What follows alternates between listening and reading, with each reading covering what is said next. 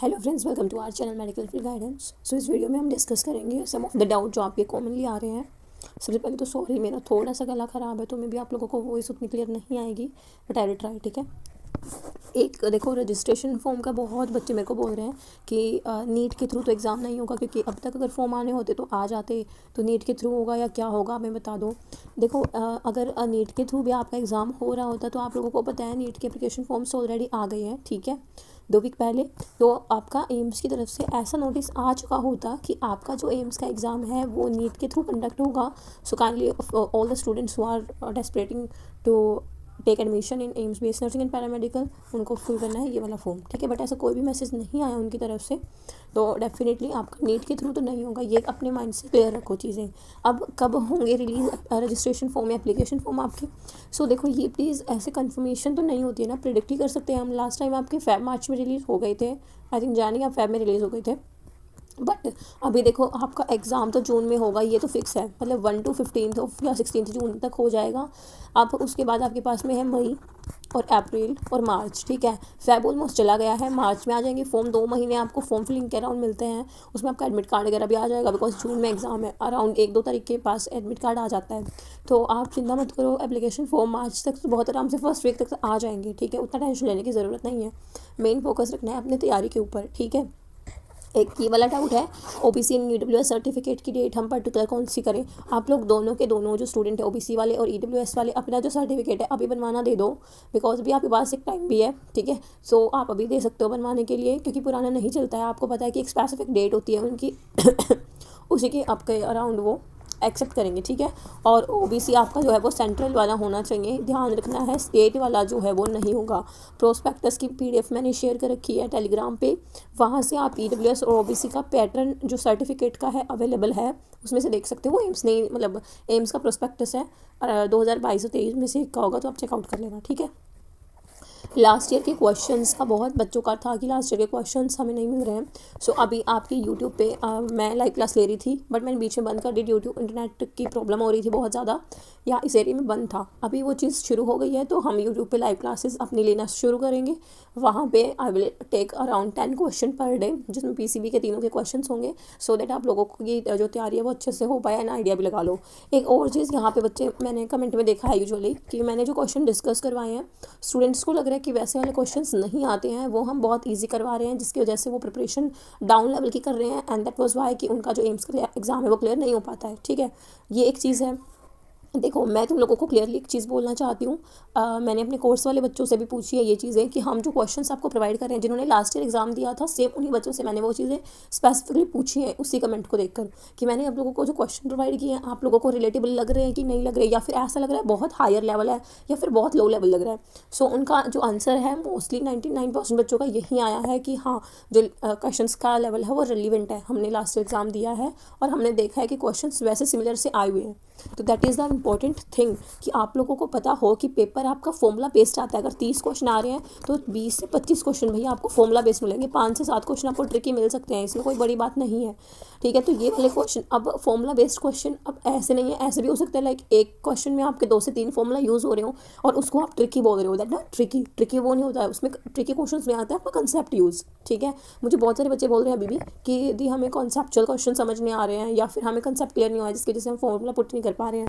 Formula put करने के लिए यू हैव टू प्रैक्टिस ना। अगर आपको पूरे क्वेश्चन में स्टेटमेंट गिवन है, प्रॉपर सब कुछ बताया हुआ है, अगर आपको फॉर्मूला पता है कि भाई ये वाला फॉर्मूला लगेगा, सारी वैल्यूज़ गिवन है, आप पुट करोगे, आंसर निकालोगे, दैट्स इट। इसमें तो कोई कंसेप्ट आता ही नहीं है। ठीक है, कंसेप्ट आता है लाइक कोई ऐसा क्वेश्चन है जिसमें आपका साइन थीटा कोस थीटा में आपको रिजल्टेंट लेने पड़ रहे हैं, उसमें आपका थोड़ा सा होता है, वो मैं आपकी लाइव क्लासेस में डिस्कस भी करवा देती हूँ। ठीक है, अच्छा, मेन चीज़ वो रहेगी लाइव क्लास अभी आपकी यूट्यूब पे स्टार्ट हो जाएगी। देखो, आज मेरा थोड़ा सा गला ख़राब है, तो आज तो मैंने लूँगी, आज ले सकती थी बिकॉज नेट है मेरे पास पूरे अच्छे से, स्टार्ट हो गया यहाँ पे, बट हम कल से लाइव लेंगे यूट्यूब पे भी और ऐप के ऊपर भी। ओके, एंड अब आते हैं बैकलॉग के ऊपर, क्योंकि अब जैसे जो बच्चे अभी बैच ज्वाइन कर रहे हैं, बहुत सारे स्टूडेंट ऐसे हैं जिन्होंने पहले से भी बैच ज्वाइन कर रखा है, बट सम रीजंस, कुछ भी रीजंस उनके हो सकते हैं पर्टिकुलर, उनकी वजह से वो चीज़ें कंप्लीट नहीं कर पाए और बच्चों के साथ वो नहीं चल रहे हैं।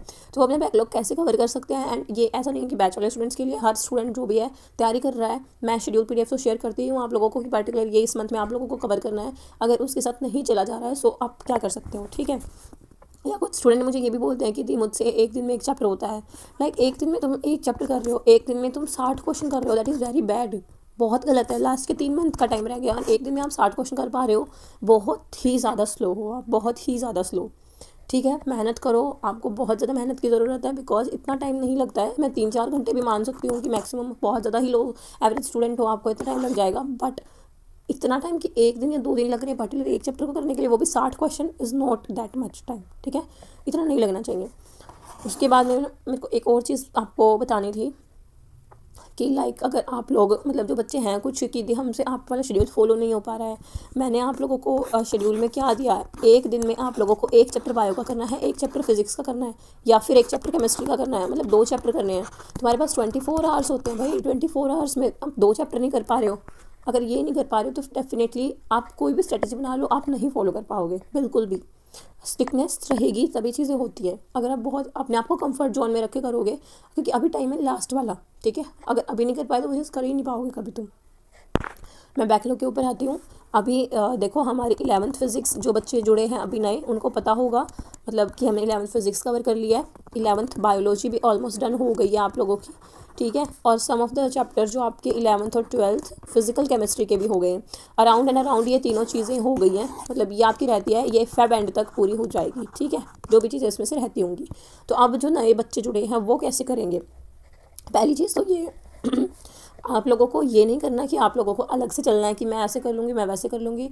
एक बार के लिए मुझे फॉलो कर लो, आई विल डेफिनेटली श्योर कि आप लोग सेलेक्ट हो जाओगे। ठीक है, क्या करना है, मार्च में हम जो शेड्यूल आपको शेयर करेंगे, ठीक है, अभी आपको शेड्यूल वाली PDF मिल जाएगी टेलीग्राम पे। अभी जो भी, जैसे आज जो चैप्टर आ रहा है आप उसको उसके हिसाब से कवर करो, टाइम के हिसाब से। पीछे वाले चैप्टर्स में मत जाओ कि नहीं मैं तो फिजिक्स का पहले चैप्टर से शुरू करूँगी। अगर वैसे करोगे ना तो अब वाला जो काम है उसमें वो भी रह जाएगा, तुम पहला भी नहीं कर पाओगे, अब का भी नहीं कर पाओगे। क्योंकि अभी मैं बच्चों पर ध्यान दे रही हूँ, उनसे पूछ रही हूँ आपने चीज़ें करी हैं कि नहीं करी हैं, या कैसा क्या चल रहा है। ठीक है, मार्च में हमने क्या करना है, 12th फिजिक्स करनी है एंड 12th बायो करनी है, इनऑर्गेनिक करनी है और ऑर्गेनिक करनी है, राइट। तो वो पर्टिकुलर शेड्यूल आपके पास आ ही जाएगा 1 मार्च से पहले, वो फॉलो करना है।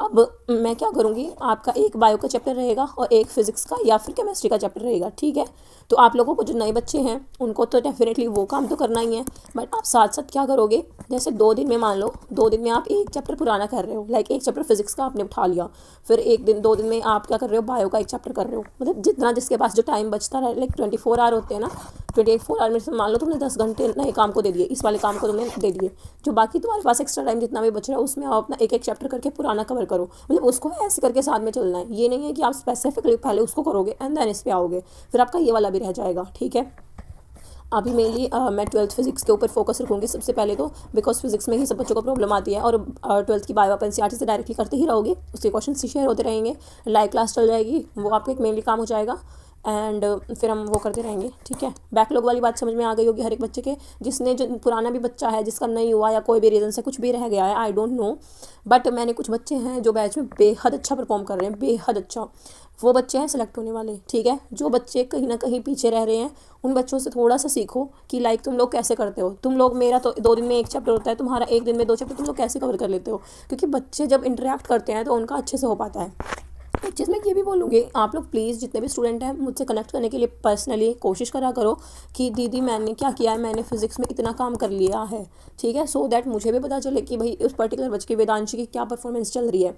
ठीक है, मैं पर्सनली तो पूछूंगी, बट एक बात है ना कि कई बार रह जाते हैं बच्चे, तो वो बच्चे अपने आप आगे आओ। ठीक है, अगर आप अपनी पहचान मेरे सामने नहीं बनाओगे कि लाइक एक स्टूडेंट है, मान लो सृष्टि है, उसका नाम मुझे अच्छे से याद है, मैं उससे डेली पूछती हूँ क्योंकि वो मुझे बताती है डेली अपना काम कि मैंने इतना कर लिया है, मैंने इतना कर लिया है, मैंने इतना कर लिया है, तो मुझे उसका नाम पर्टिकुलर ध्यान रहेगा। अगर वो आज नहीं भेजेगी तो मैं उससे पूछूंगी कि आज आपने भेजा क्यों नहीं, आज आपने क्या किया।